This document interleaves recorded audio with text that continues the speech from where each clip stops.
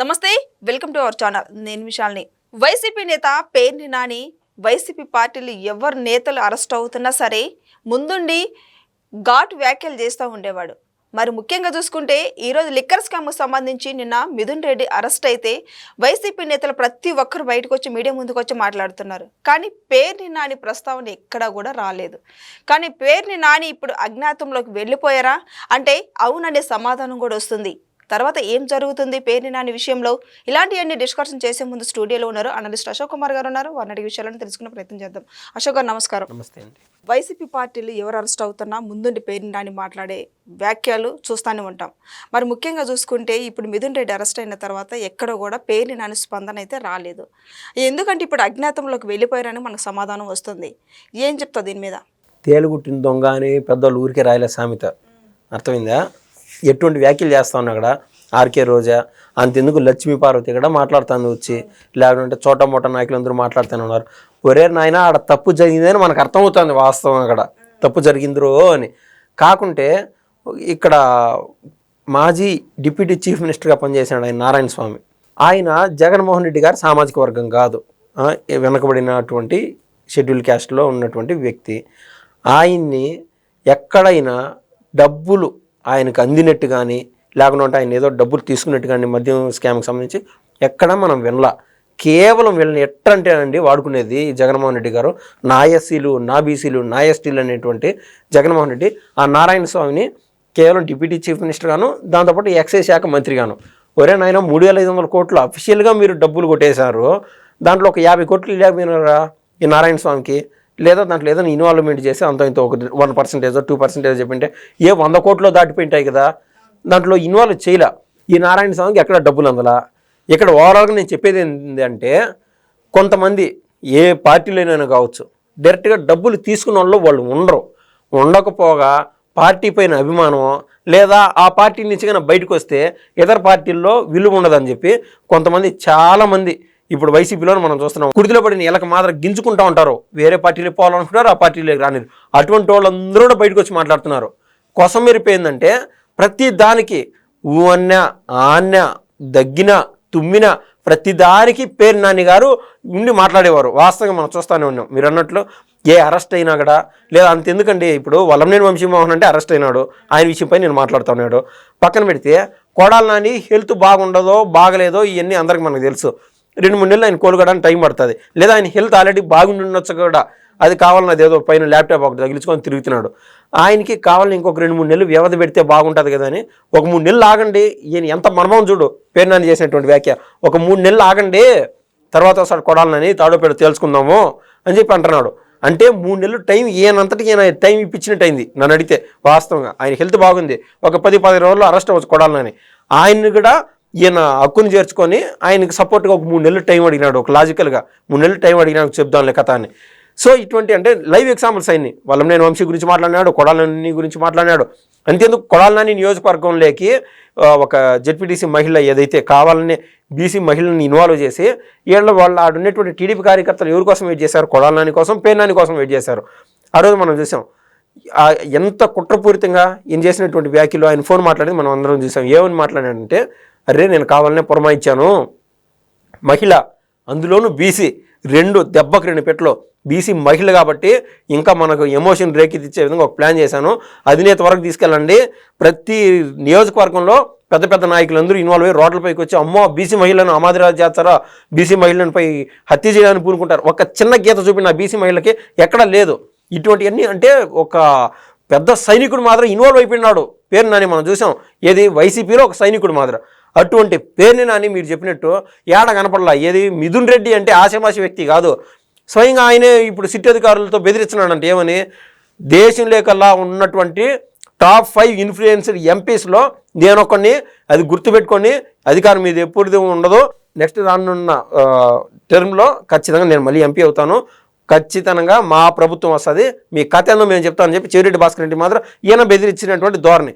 అటువంటి మిథున్ రెడ్డి అరెస్ట్ అయితే ఇదేం చిన్న వ్యవహారం కాదండి. ఇప్పుడు పేరుని నాని, వాళ్ళ నాయన పేరుని కృష్ణమూర్తి, వీళ్ళ కొడుకు పేరుని కిట్టు, ఒక ఫ్యామిలీ వాళ్ళకు ఒక లెజెండరీ ఉంటుందంటే వాళ్ళ నాయన చేసినటువంటి పనుల వల్ల.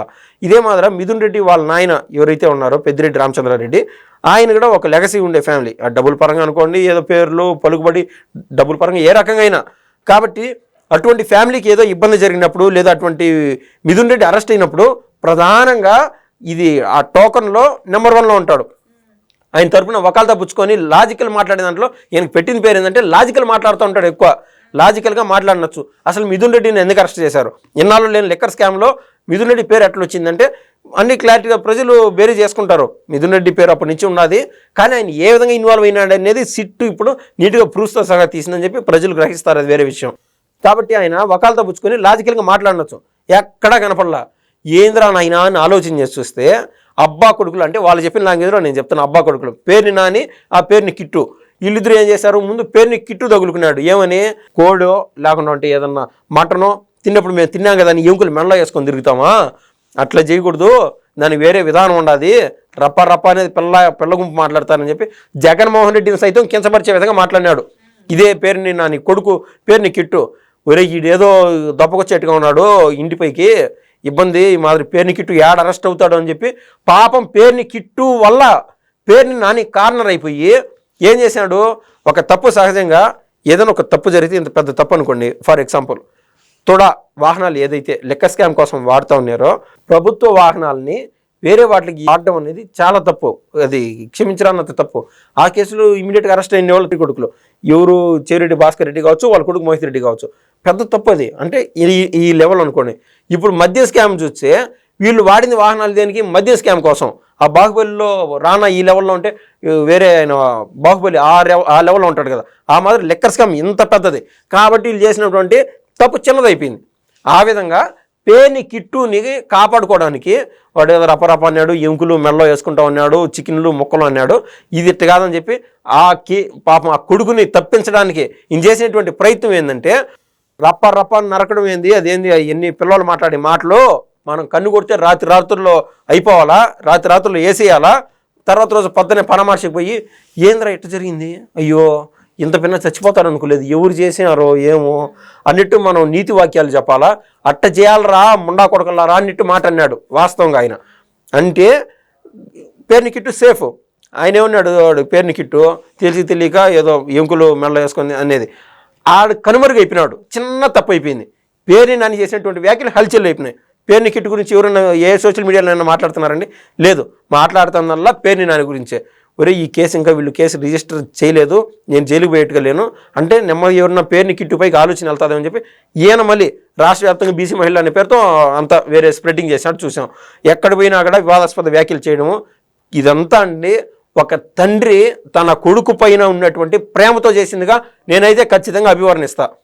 సో ఇదేమైందంటే తీరా బూమ్రాంగ్ అయిపోయింది ఈయన చేసినటువంటి పని. పోలీసు వాళ్ళు ఆడ పామర నియోజకవర్గంలో పోలీస్ స్టేషన్లో కేసు పెట్టారు. ఆ పామర నియోజకవర్గంలో అట్లే కాకుండా రాష్ట్ర వ్యాప్తంగా కేసులు రిజిస్టర్ అయిపోయినాయి. అదేదో బెయిల్ తెచ్చుకుందాం అంటే వీళ్ళకు పరిపాటి అయిపోయింది.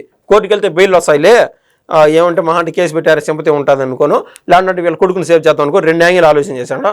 ఆడ తీరా చూసి ఆ కోర్టులో ఏమో బెయిల్ ఇవ్వకపోయా. వాళ్ళు ఏం చెప్పారు? 22వ తారీఖుకి మళ్ళీ హియరింగ్ ఉంటాము, ఇమీడియట్గా అరెస్ట్ అయితే చేయొద్దులే అని చెప్పినారు కోర్టు వారు. అందుకు అంటే అరెస్ట్ చేయొద్దు అని పోలీసు వారికి పూర్తిస్థాయి డైరెక్షన్స్ అని కాదు, అంత తీవ్రత ఏం లేదు, వెయిట్ చేయండి 22వ తారీఖు ఏం విషయం చెప్తామని. నిన్న మొన్న అరెస్ట్ అయినాడు ఈ మిథున్ రెడ్డి, ఇమీడియట్గా ఆయన పబ్లిక్లోకి వచ్చి మాట్లాడనొచ్చు కదా. అంత నికార్స్ అయినోడు అయితే అంత ఏది కార్యకర్తల్ని అంత అదే విధంగా ఉద్రేకంలో పెడతా ఉంటాడు కదా.